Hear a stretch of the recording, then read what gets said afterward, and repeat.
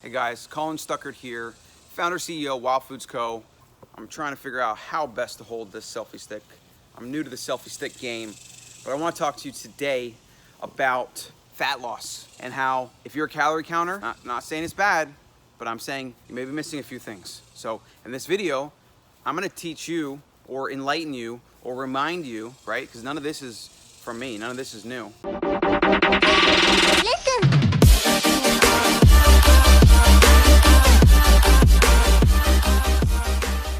How the human body works, how biology works. Because biology is what dictates fat loss and fat gain and weight gain and all of it. If you can't get your biology down, if you can't understand the internal mechanisms from a hormonal point of view that control why you lose fat or why you gain it, well, then you're just running around blindfolded, really. And you're putting yourself through a lot more pain and misery. I'm gonna get up real close for this because this is important, okay? Calories in, calories out doesn't work. It doesn't work that way. Your body is a complex machine. And if you're counting your calories and trying to guesstimate how much you're burning, and you think that if there's a deficit, you're gonna burn fat, well, it's not gonna happen. I'm sorry. I'm sorry, but I'm not sorry, okay? So ignore all those fitness gurus, the podcasters, the books, whatever, that are telling you that it's all about calories, because it's not about calories. It's about hormones. It's about the number one hormone in this equation is insulin. Now that we had that little fireside chat, calories in, calories out does not work. Because here's the very basic thing that's gonna blow your mind, okay? When your body senses it has, let's say, 1,500 calories a day, yet normally it eats 2,000 calories a day. So it senses it has a 500 calorie deficit. It means it has 500 less calories than it had the day before. What do you think it's gonna do? This thing is the most complex creation in the universe, right? It has every possible intuitive trigger and mechanism to try to keep you alive. So if it has less calories, it's going to expend less calories. It's going to lower your metabolism to match the calories coming in. Can you believe that? There's even some research that suggests it might even lower than that to give you a little bit of a buffer. So you might eat 1,500 calories a day, and then your metabolism out of nowhere drops to 1,400 a day, and you still got 100 calories extra left over every single day that's going into fat stores because your body thinks it needs to survive for later. So it's trying to tuck away some savings, some firewood for later. Your body is based on millions of years of evolution. Mammals, then apes, then Homo sapien, Homo erectus. Hundreds of thousands of years as Homo sapiens, where we lived as hunter and gatherers. We hunted in small groups. We weren't successful most of the time. We were successful sometimes. We could probably eat berries and twigs and whatever year round, whenever we could get it, nuts and seeds, tubers sometimes, generally lower carb, right? Your body is a finely tuned machine that's designed to survive. It's designed to survive. So you aren't going to trick it into losing body fat with lower calories. It's not going to work. But there is hope, because in this video, I'm gonna share with you the number one thing you can do to trick it. And let's not even say trick it. You're just gonna go by how your body's designed. You're gonna feed it things and do things in a way that triggers what you probably want, which is fat loss for most people. Most people want fat loss. Or even if you wanna get bigger or stronger, you need to understand your hormones.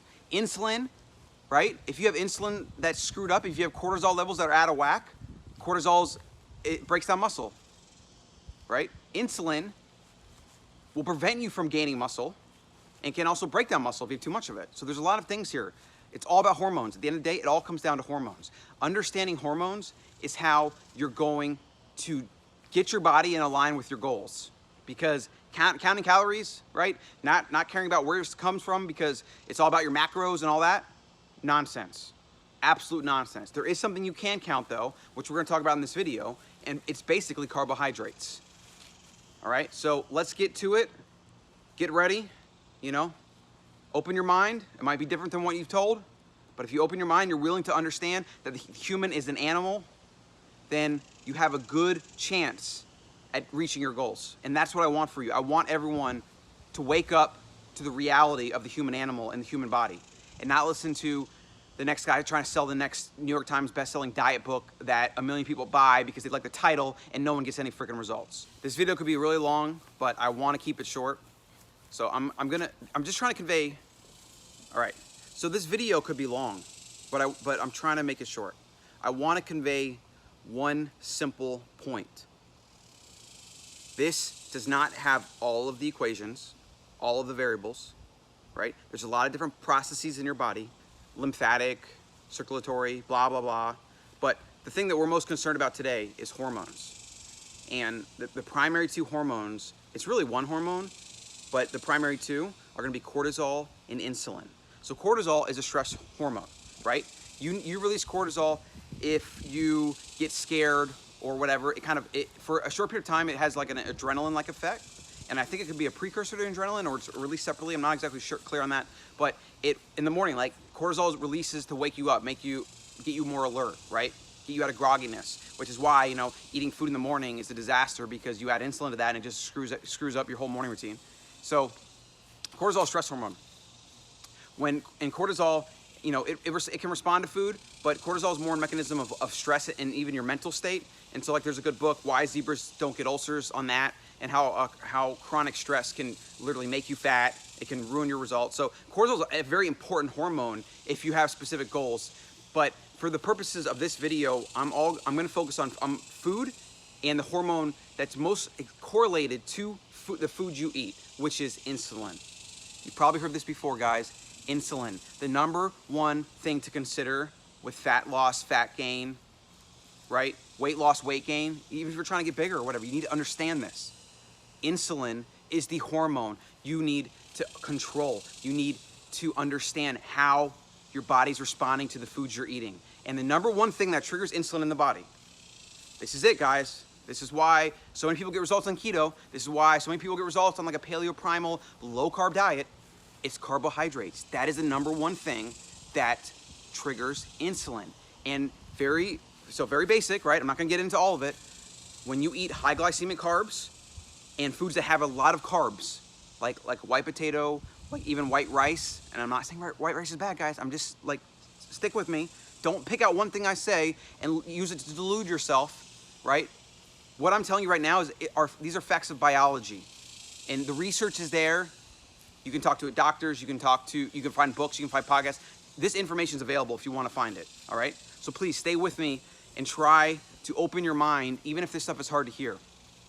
Carbs, think of carbs and insulin as kind of the same thing, right? When you eat more carbs, especially faster digesting carbs, higher glycemic carbs, which you find in processed foods, right? Sugar, which you find in processed foods, even fruit, you know, all these things that people think are healthy, like fruit juice, whatever, complete utter nonsense. The more carbohydrates you ingest, the more insulin is raised. The more insulin is raised, the more insulin as a storage hormone tells your body to store in fat cells, right? So look, this is insulin, guys. That's what insulin's doing. All this fat that I will eventually get rid of, right? And no, not to say that fat is unhealthy. It's healthy. Like as a hunter-gatherer, I'm probably good to have this on me. This is survival right here. This is fuel, right? But in our modern world, since we have food available, I don't need it, and so I'm gonna get rid of it. And as a result, I've been doing a lot lower carb, a lot more keto, and I can already see a lot more results. I've already lost probably, I don't know, 1 to 2% body fat in about a month or two, and I'm feeling better, getting more work done during the day. I got a little bit more results to go, right? But all my results right now, and the results you can find from millions of people that are understanding these things, it's all because I'm controlling my insulin. I had a sweet tooth. I was eating things I shouldn't have been eating. I was still grain-free, gluten-free for the most part. Sometimes I would do like gluten-free junk food, which was really holding me back, I know, and that's why I cut it out. And then I had my sweet tooth would overtake, and I would eat maybe too much fruit, or I would do like organic vanilla ice cream, you know, like I would do things like that I shouldn't be doing because they're just contributing to this. And when I started eliminating that stuff, first the upper abs, they come out, right? Now the bottom ones are gonna come out. Okay, now this is gonna go. Okay, everything in my body is gonna look bigger because I have less body fat. And that's the thing, guys, like if you wanna be, you know, ripped or jacked or whatever, your best way to do that is to lose body fat. Because when you get body fat that melts away, all of your muscles come out of hiding. Every human has a muscular system underneath their body fat, right? It may not be as toned or shaped or whatever if they're not working out, but they're still there. Like everybody has abs, you have to have abs. Abs are what help you move your torso, right? So I know I'm getting off topic, but the point of this video, again, the number one thing is watch your sugar, your grain, your carbohydrate intake. And that is gonna be your best, biggest, most efficient use of time and dietary change that's gonna get you what most people want, which is fat loss, abs, whatever. And obviously, if you're an athlete, a bodybuilder, whatever, you know, carbs can have a role. There's a way you can eat carbs and still be lean. I'm not saying that carbs equals fat gain, right? But you don't see any bodybuilders pounding processed food or bread or things like that. Like, it's understood. They might do a complex carbohydrate. They might do sweet potatoes. They might do even like white rice or white starch if they want to get that in for training purposes and get their glycogen stores filled up, right? But so the basic mechanism of how this happens, guys, is insulin's a storage hormone, right? It signals your body, when it's in high amounts, it signals your body to store calories for later, right? Because in the wild, we wouldn't have come across carbs that often. When we come across carbs, it is nature's way of fattening us up for later. It's literally what it is, okay? Complex carbohydrates that don't digest as fast, that don't spike as much insulin, they wouldn't have made us as fat, which is why glycemic level matters. How much something spikes insulin, how your body responds to it, how fast it enters the bloodstream, okay? So you pay attention to your carbs, you reduce your carbohydrate intake, especially your sugar intake, especially your grain intake, because those things not only have other toxic ingredients, right? They also have fast digesting carbs, or they have like fructose, which passes through, goes straight to your liver, and then when your liver's filled up and the extra glucose, that goes to contributing to fatty liver and visceral fat around your organs, and then into fat stores, okay? And you know, you've heard the skinny fat thing. That's people that are lean on the outside because of certain metabolic machinery, basically because of genetics, but they're fat on the inside, right? Which is why carbohydrate, sugar, grains, these things, you have to control them if you want to be healthy, because they contribute to fat gain. The more fat you carry, especially over a certain set point for the human being, the more likely you are to metabolic syndrome, cancer, diabetes, heart disease, all these things. Okay? So for the purpose of this video, you understand that the more sugar, grains, carbohydrates you eat, the more insulin is spiked. The more insulin that's in your system, not only does insulin not let you burn calories off, but it shuttles calories into fat cells for later. Okay? So if you lower carbs, if you lower sugar or lower grains, insulin comes down. As a result, your hormones come down. You get better leptin usage instead of leptin resistance. You get better insulin sensitivity, right? And again, all these things are fasting, intermittent fasting really help with that. So that's something else. Check out my other videos for intermittent fasting, right? But that's the basic thing I want you to take away today is you reduce the amount of carbohydrates, especially sugar and grains, which is shit you know you shouldn't be eating, right? So, you know, let's say we get some hateful comments on here talking about whatever. I think we can all agree that sugar and grains and processed foods are not doing us any favors. If you think they are, then I really, really, really feel bad for you because you got a long way to go. And unfortunately, the people that think that way, if they're lean, if they have really good genetics, because a lot of getting obese is actually genetic, and right, so you get skinny fat, which is not healthy either. Just because you're not showing fat on the outside doesn't mean you're healthy, right? And a lot of people delude themselves into thinking that if they're not fat on the outside, they're okay and they can eat whatever they want. And those are people that are getting cancer at 29 years old, right? That are getting heart disease at 39 years old, right? That are gonna have kids that grow up sick, unhealthy, depressed, whatever, okay? So, review, carbohydrates, reduce carbs, reduce fat. Again, this is a very basic, guys, all right? There's a lot of variables here, okay? So don't pick out one thing, right? Listen to what I'm saying. If you don't understand insulin and how it works from a biological point of view, then I suggest you go research that, because that will tell you everything you need to know about eating food and how it gets stored on your body in fat, and then when you have lower insulin levels, how your body utilizes fat stores, which is fat burning, which is what everybody wants. And things like fasting help with that. Having lower insulin levels helps with that. In fact, even eating more calories at times can increase fat burning. And so there's some strategies there, because if your body senses that there's a lot of food available, it will tend to burn food off because it doesn't need to store it on your body, et cetera, et cetera. Now, the selfie stick's getting heavy, but I think that's enough for today. If you have any questions or comments, let me know below. I'd love to wrap on it. I can provide you resources. The book is The Obesity Code by Dr. Fung. Another book I'm about to read by Gary Taubes is Why We Get Fat, I think, or How We Get Fat. He wrote Good Calories, Bad Calories. It basically dispelled the whole fat hypothesis. And he's just an amazing dude, really out there taking a lot of flack for his ideas, because he's actually changing the system, changing the world, showing how the fat hypothesis and the cholesterol hypothesis and all the dogma, the nutritional dogma we've been fed has basically been lies and based on faulty research, based on politics, right? Based on subsidized, big farming, big agro, big culture, all these things, right? So that's a great book. Look out for some of Gary's stuff because he goes really into depth on these things if you want to know more. And that's all I got for today, guys. Follow me on Instagram at Colin Stuckert. Follow my journey. Get your Drink Your Fat book at drinkyourfat.com. And let's get to it. Let's change how we eat. Let's lose the fat. Let's get ripped. Let's help others do the same. And then hopefully we can really reverse the trend of our species because our species is devolving, right? The people around you, and this is a sad reality, guys. This is a sad reality. The people that are around us are going to live shorter lives, while the people that take our biology into our own hands by controlling our environment, controlling what we eat, controlling what we do, we're gonna live long, healthy lives.